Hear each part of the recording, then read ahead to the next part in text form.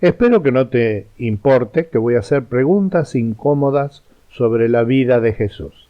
A Jesús nosotros lo conocemos por su nombre propio, Jesús, pero en el Nuevo Testamento, te digo como un comentario al paso, el nombre favorito para llamar a Cristo en todo el Nuevo Testamento es Cristo.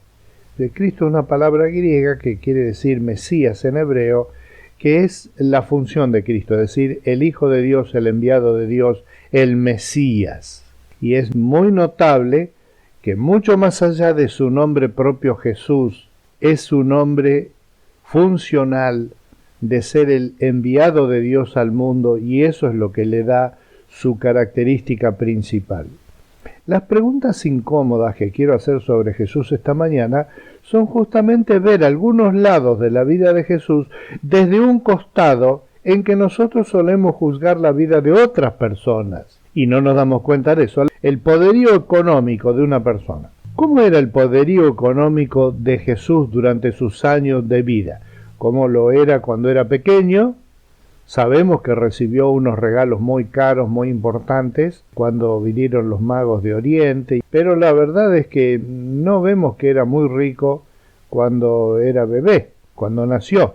Después se crió en Nazaret, al norte de Palestina, y no hay evidencias también de que tuvieran una vida familiar así, nadando en la abundancia. Era quizá clase media.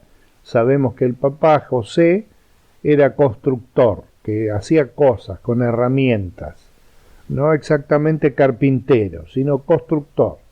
Seguramente también levantaba paredes y hacía techos y muebles y ese tipo de cosas.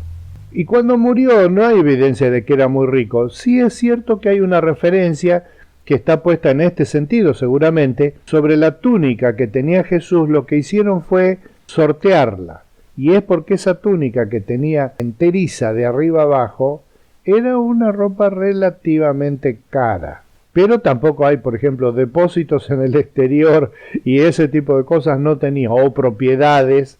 Tampoco hay ninguna referencia que tuviera alguna propiedad de ningún tipo. En cuanto a la vida familiar, bueno, arrancamos con la mini familia, José, María y el pequeño Jesucito ahí, nacido en Belén y después vuelto otra vez a Nazaret y criado ahí.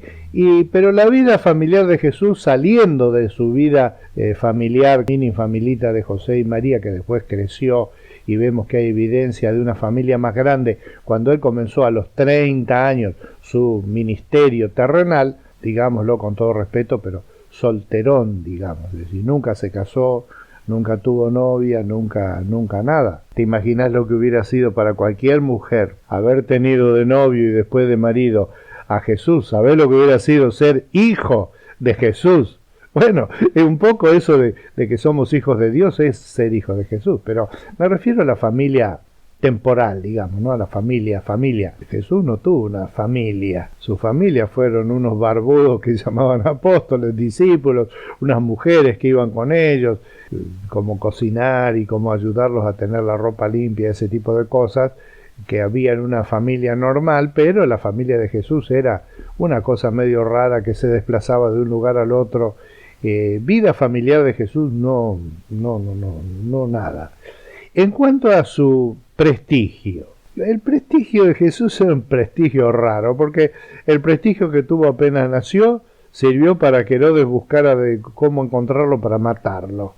Los únicos que vinieron con un buen deseo sobre él fueron los Reyes Magos, y la verdad es que tuvieron que andar esquivando para no poner al Jesús al que vinieron a adorar, exponerlo a un peligro, a una situación que lo expusiera.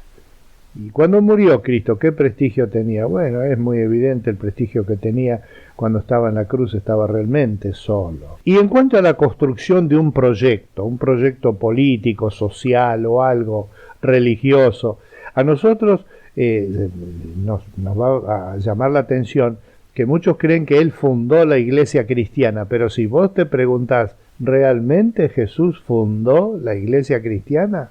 Dice, bueno, ¿sabés que hay un conflicto con la Iglesia Católica que dice que Jesús nombró a Pedro? Pero en el resto del Nuevo Testamento vos te vas a fijar que el nacimiento de la Iglesia cristiana fue en Pentecostés. Y que aunque el que predicó fue Pedro y predicó un mensaje tan hermoso, no hay, escuchad esto, No hay en todo el Nuevo Testamento ninguna evidencia de que la iglesia cristiana se organizara con Pedro como la autoridad máxima. En realidad, la propia iglesia cristiana no se fundó con una estructura única y central, sino con una estructura tipo Big Bang, donde una explosión de persecución llevó cristianos por todos lados como un fuego en pasto seco que prendió todo. ¿Te das cuenta a dónde voy? A la pregunta de cómo manejó el propio Cristo su propia vida. En Proverbios 22:2 dice algo que es muy importante para tener en cuenta, y es que vos y yo, seamos ricos o seamos pobres, somos personas que Dios nos creó y nos dio una oportunidad en la vida, y lo que hagamos en nuestra vida va a ser responsabilidad nuestra, básicamente, porque los recursos Él nos va a proporcionar en nuestras vidas para que sean administrados. Dice Proverbios 22:2, el pobre y el rico tienen esto en común: a ambos los ha creado el Señor. El prudente ve el peligro y lo evita.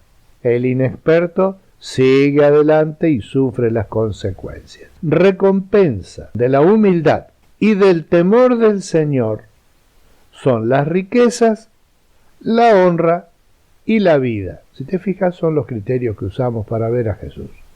Espinas y trampas hay en la senda de los impíos, pero el que cuida su vida se aleja de ellas. El punto sintético de este texto que leemos es: no se trata de qué suerte tuviste en la vida, sino qué hiciste con las cosas que se te dieron a lo largo de la vida. Esas capacidades que uno tiene de trabajar, de establecer vínculos afectivos, de establecer una familia, por ejemplo, de establecer un amor, de establecer un trabajo, de recibir consecuencias de esas cosas, no es una cuestión de suerte, es una cuestión de, con las cosas que nos han tocado, qué estamos haciendo. Y entre ellas no es solo la habilidad para negociar, sino la habilidad para vivir una vida santa delante de Dios.